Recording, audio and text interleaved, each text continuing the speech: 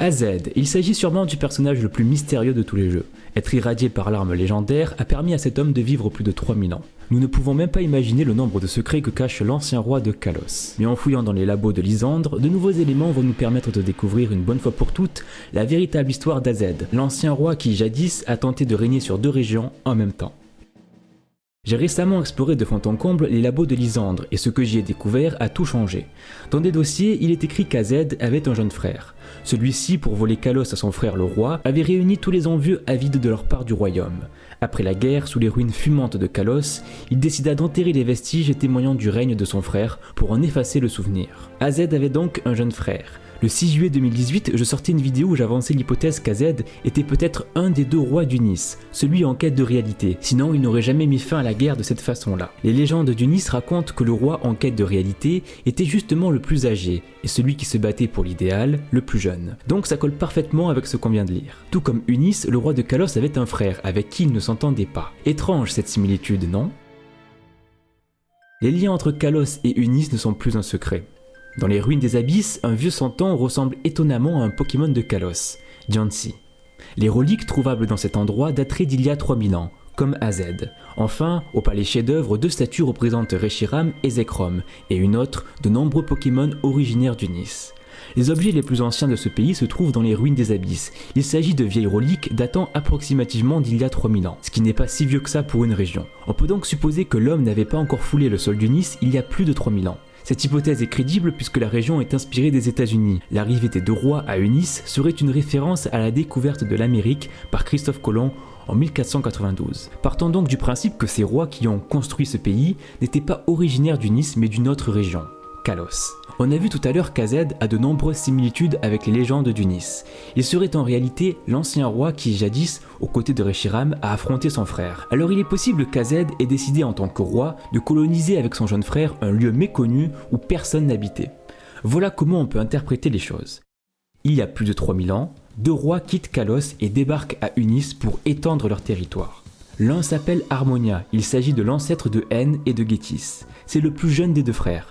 Et appelons le second Azed. Nous savons grâce au mus de la Team Plasma que Hen a vécu coupé du monde des hommes. Il a grandi avec des Pokémon maltraités et rejetés par les humains. L'opening de Pokémon Noir et Blanc nous apprend d'ailleurs que Hen vivait dans les bois en compagnie d'un Darumacho, d'un chauve-sourire et d'un Zorua. Et nous savons également qu'il a été adopté par Getis. A votre avis, où vivait Hen avant que son père adoptif ne le trouve? À Unis? Non, il vivait à Kalos, dans un lieu méconnu, le village Pokémon. Urup, le champion d'Ophrac les Congères, décrit cet endroit comme l'un des plus beaux secrets de cette planète. Les Pokémon qui vivent ici ont échappé à une vie horrible, maltraités par des dresseurs insensibles et sans scrupules. Cet endroit correspond parfaitement. De plus, il est étrangement possible de trouver des Zoroark, évolution des Zorua, au village Pokémon et sur la route juste à côté. D'ailleurs, à part un événement spécial, ces Pokémon sont introuvables à Unis. Voilà un nouvel élément qui lie une fois de plus ces 2 régions. Le Zoroark de Hen est donc très probablement originaire du village Pokémon de Kalos. Et ce n'est pas fini. Dans Pokémon Noir et Blanc, Getis nous fait comprendre qu'il est probablement déjà allé à Kalos lorsqu'il était plus jeune. J'ai toujours fort apprécié les personnes à l'esprit vif. À ce propos, des hommes de grand savoir venus de toutes les contrées se sont rassemblés pour servir notre roi, et se sont nommés les 7 sages. Les 7 sages seraient donc, selon Getis, originaires de différents endroits, certainement de différentes régions. Dans le but de trouver de nouveaux sages, Getis a sûrement voyagé avec la Team Plasma dans différents pays. Ils auraient trouvé Hen lorsqu'ils étaient en déplacement à Kalos. À Flussel, une fille nous apprend qu'on lui a parlé de l'incident de Cromlac et on lui a aussi dit que d'étranges individus, tout de rouge vêtus, auraient trouvé Yveltal, endormi quelque part. Ce qui lui rappelle qu'il y a de cela plusieurs années, un autre groupe de personnes est venu lui poser des questions. S'agissait-il de la Team Plasma?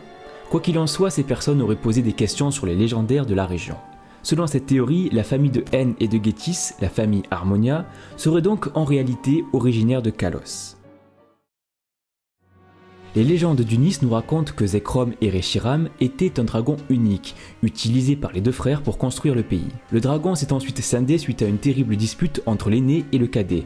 Zekrom a pris le parti du plus jeune et Reshiram a rejoint le plus âgé. Aucun des 2 dragons n'avait le dessus sur l'autre, alors la guerre a pris fin. Mais les héritiers des 2 rois ont repris le combat et la région a été détruite. Le château enfoui est le vestige d'une ancienne ville construite par l'un des 2 héros. Il y a plus de 2500 ans, cette ville aurait été le cœur d'Unis pour les gens et les Pokémon. Alors que s'est-il passé pour que cet endroit devienne un désert balayé par des tempêtes de sable? Cela a-t-il un rapport avec la guerre qui a eu lieu entre Unis et Kalos?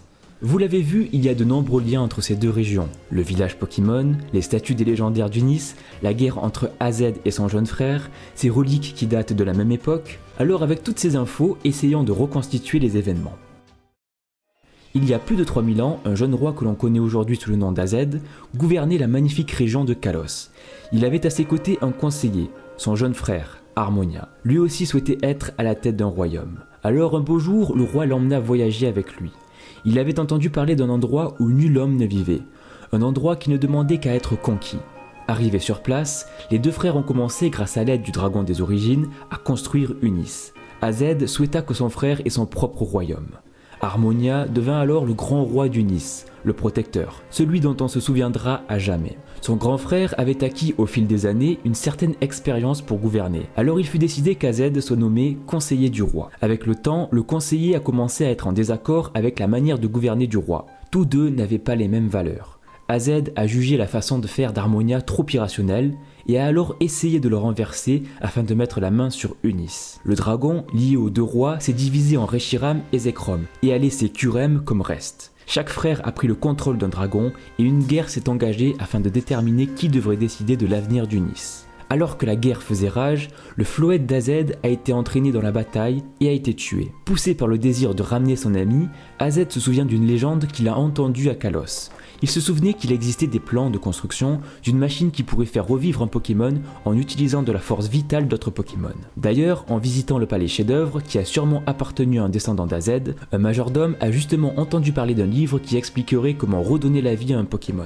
AZ est donc retourné à Kalos afin de construire sa machine et a sacrifié de nombreux Pokémon pour faire revivre Floet. Harmonia a très vite considéré la retraite d'AZ comme une reddition, et comme nous l'expliquent ces documents dans les labos de Lysandre, il n'était pas satisfait, il voulait voler Kalos à son frère le roi. Harmonia retourna alors à Kalos afin d'en finir une bonne fois pour toutes, mais AZ, toujours rempli de rage et ne voulant pas s'incliner devant son frère, transforma sa machine en arme.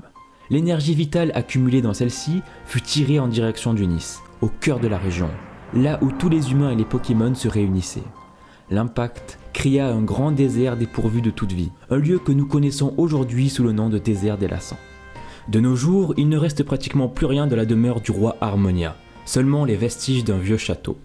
La mort, voilà ce qu'a apporté AZ au peuple d'Unis ce jour-là. Certains humains ont eu la chance de trouver le repos éternel, mais l'énergie de l'arme en a transformé plus d'un en quelque chose d'autre. Je sais, dire que l'arme suprême est à l'origine du désert des Lassans, c'est un peu gros. De plus, si c'était vrai, les habitants d'Unis auraient sûrement entendu parler d'un projectile venu du ciel qui aurait ravagé la région. Mais à cette époque, le pays n'était pas très peuplé, les humains venaient seulement de s'installer et si la plupart vivaient en son centre, là où l'impact a eu lieu, personne n'a pu s'en souvenir, puisqu'ils sont tous morts. Cependant, une vieille légende d'Entrelasque raconte que le cratère situé derrière la ville a été creusé par une météorite tombée du ciel il y a bien longtemps. On dit qu'un affreux monstre était caché à l'intérieur, Kurem. Et si cette légende était complètement erronée? Et si les habitants avaient confondu cette météorite avec le projectile de l'arme suprême? Plus tard, elle aurait été associée avec Kurem qui se trouvait déjà là depuis plusieurs années.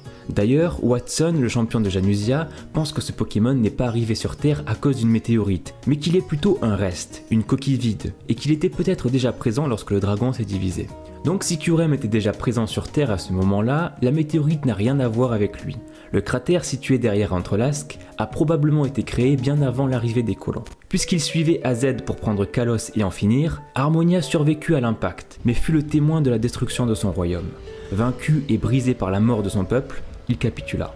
Reconnaissant le fait qu'aucun des deux dragons n'était plus fort que l'autre et que l'arme ultime était une menace pour l'humanité, les deux frères ont finalement fait la paix. Comme le suggèrent ces documents, Harmonia a scellé l'arme ultime profondément sous terre et est retourné à Unis pour y reconstruire son royaume. Kalos était en ruine. L'arme du roi avait aspiré l'énergie des êtres vivants aux alentours et les avait tués, et le combat entre Zekrom et Reshiram avait tout détruit. Réalisant que de nombreux Pokémon ont été sacrifiés pour le faire revivre et que son ami vient de tuer des milliers de personnes par vengeance, Floet décida de quitter AZ. Ce dernier fut anéanti. Il réalisa son erreur et ne chercha même pas à gouverner une des deux régions. Désormais immortel grâce à sa machine, il voua sa vie entière à retrouver son ami. Harmonia, lui, se consacra à reconstruire Unis aux côtés de Reshiram et de Zekrom. Avant que les deux frères ne créent Unis, tous deux s'étaient mariés et pendant leur absence, leurs femmes ont élevé leurs fils.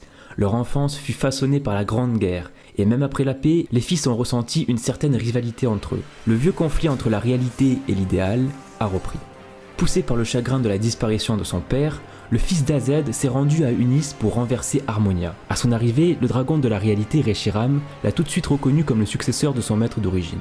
Un nouveau conflit entre le roi Harmonia et le fils d'Azed a éclaté. Peu de temps après, le fils d'Harmonia a entendu parler de la nouvelle crise et s'est rendu à Unis pour aider son père, laissant son propre enfant à Kalos. Le fils d'Azed et le garçon d'Harmonia se sont battus jusqu'à la mort, détruisant Unis en grande partie. Voyant la dévastation causée par le combat sans fin entre la réalité et l'idéal, le roi Harmonia, lourdement blessé mais vivant, décida de sceller à jamais les dragons dans le galet blanc et dans le galet noir. Les restes des deux enfants furent enterrés et les pierres apportées au château enfoui et à la tour Dragospire. Le roi Harmonia continua de régner sur Unis et le pays fut finalement reconstruit. Comme les documents l'indiquent, il transmit son savoir relatif à l'arme suprême. Il en parla sûrement à ses petits-enfants pour éviter qu'une telle erreur ne se reproduise. Après sa mort, il fut enterré dans un endroit spécialement aménagé pour accueillir sa dépouille. Les ruines des abysses constituent aujourd'hui un tombeau royal. Avant sa mort, le roi Harmonia était devenu une personne honorable. Des louanges furent gravées à côté de sa tombe. Ici, nous rendons gloire au roi. Le roi a résisté à la haine. Le roi ne s'égare jamais. Le roi est intrépide. Le roi croit en ses rêves. Le roi est miséricordieux. Le roi sait guider son peuple. Les années sont passées, le palais chef-d'œuvre a été construit et les statues de Zekrom et Reshiram ont été réalisées afin de ne jamais oublier. N est le dernier vrai descendant de la famille Harmonia. Alors oui, il y a Lysandre, considéré justement comme le descendant du jeune frère d'Azed, mais lui n'a aucun don. Impossible pour lui de communiquer avec les Pokémon, et pourtant tout porte à croire qu'il est un descendant de la famille Harmonia. Alors pourquoi ne peut-il pas parler aux Pokémon? La raison est probablement la même que pour Getis. Contrairement à N, leur cœur n'est pas pur, ou alors pas autant que celui de l'ancien roi qui avait compris que l'arme ultime et les dragons n'avaient engendré que le malheur. C'est peut-être la raison qui a poussé les parents de N à l'abandonner. Son don aurait effrayé tout le monde, alors il se serait retiré dans un endroit paisible où plus personne ne pourrait le juger. Le village Pokémon. À Unis, Getis, un homme impitoyable, à la recherche de pouvoir, a étudié l'histoire du dragon de la réalité et de l'idéal. Il a enquêté jusqu'aux ruines des abysses, où l'ancien roi et chef des dragons a été enterré. Avec l'aide des autres sages qu'il a réunis, il a pu déchiffrer les inscriptions sur les murs de la tombe. Le nom qu'il a obtenu était Harmonia. Ses recherches ont montré que la famille Harmonia régnait sur Unis et Kalos il y a des millénaires. Par conséquent, il s'est rendu à Kalos. Lorsque Getis a finalement trouvé le descendant des Harmonia, il a lentement gagné la confiance de N et l'a ramené à Unis car il savait qu'en tant que descendant des héros, N était le seul capable de réveiller le dragon légendaire. Si Azed était vraiment celui qui possédait Reshiram, pourquoi personne n'en parle? Encore une fois, dans les labos Lysandre, un document nous dit que le jeune frère, donc Harmonia selon la théorie, aurait après la guerre, sous les ruines fumantes de Kalos, décidé d'enterrer les vestiges témoignant du règne de son frère pour en effacer les souvenirs. Harmonia a probablement fait cela pour éviter de trop ternir la réputation de son frère, déjà brisée par la disparition de son meilleur ami. C'est d'ailleurs la disparition de Floette qui a, selon moi, poussé Azed à abandonner Reshiram. Si l'arme a touché Unis, pourquoi n'y a-t-il pas de méga évolution là-bas? Si vous avez suivi mes vidéos, on avait appris que les méga gemmes contiennent de l'énergie vitale de Pokémon en grande quantité. Cette énergie, se trouvant dans la pierre, contiendrait en gros l'âme ou la vie d'un ou de plusieurs Pokémon tombés durant la bataille à cause de l'arme ultime. Avant de lancer son projectile, l'arme aurait par exemple absorbé la vie d'un Blizzardroid, et lors de la traversée ou de l'impact du rayon, de petits morceaux se seraient détachés, créant alors des méga gemmes. On peut donc supposer que comme la Grande Guerre s'est déroulée à Kalos, il n'y avait pas de Pokémon originaires d'Unis aux alentours lorsque l'arme s'est chargée. Seulement un ou plusieurs non mais oui. Mais écoutez ça, à Unis, la méga évolution n'a peut-être pas encore été découverte. Selon cette théorie, l'impact de l'arme s'est produit au centre d'Unis. Donc si des méga gemmes se trouvent dans cette région, elles sont sûrement enfouies dans le désert d'Elassan. Et comme ce lieu est difficilement accessible et sans cesse balayé par des tempêtes de sable, ça ne doit pas être très évident de trouver ces petites pierres.